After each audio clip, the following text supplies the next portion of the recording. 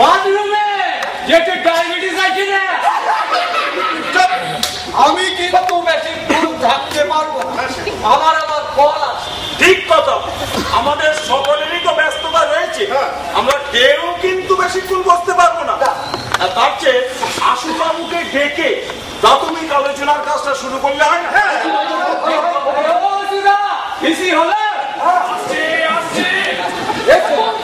জিনিসটা বুঝলে নিরঙ্কুশ বাবু সবার মধ্যে থাকে না।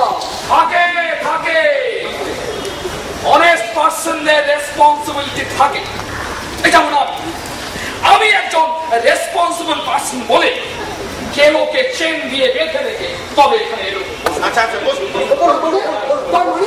যার কামড়ে ব্যতিব্যস্ত হয়ে আজকে এই সভা ডাকা হলো তাকে আপনি প্রোটেকশন দিচ্ছেন? আজকে না, এই সভায় যারা উপস্থিত হবে তাদের প্রোটেকশনের জন্য এই ব্যবস্থা।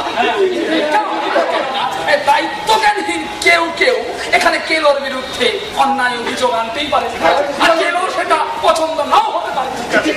ঠিক আছে, অত চিন্তার কি আছে, আমি তো এখানে রয়েছি নাকি?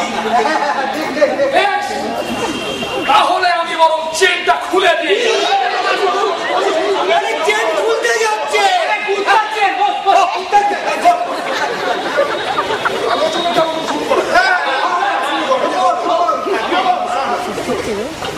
নমস্কার, আমি এই ওয়ার্ডের কাউন্সিলর শ্রী দিবাকর ভৌমিক।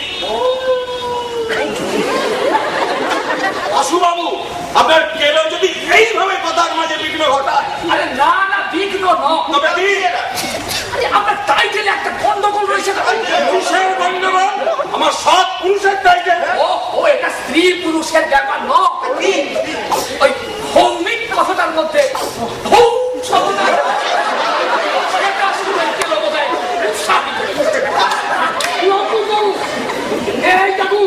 এই কেলোকে নিরুৎস করার জন্য কিন্তু এই সভা ডাকা হয়েছে।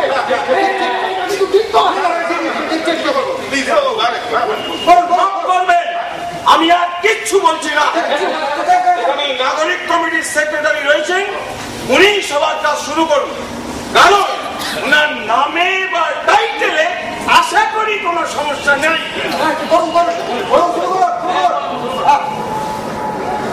নমস্কার, আমি শ্রী পশুপতি খাড়া, নাগরিক কমিটির সেক্রেটারি। এই জরুরি সভায় সভাপতির পদ অলঙ্কৃত করার জন্য প্রখ্যাত সাহিত্যিক শ্রী নিরঙ্কুশ স্যান্ডেলের নাম আমি প্রস্তাব করছি। আমি এই প্রস্তাব সর্বাঙ্গ কারণে সমর্থন করি।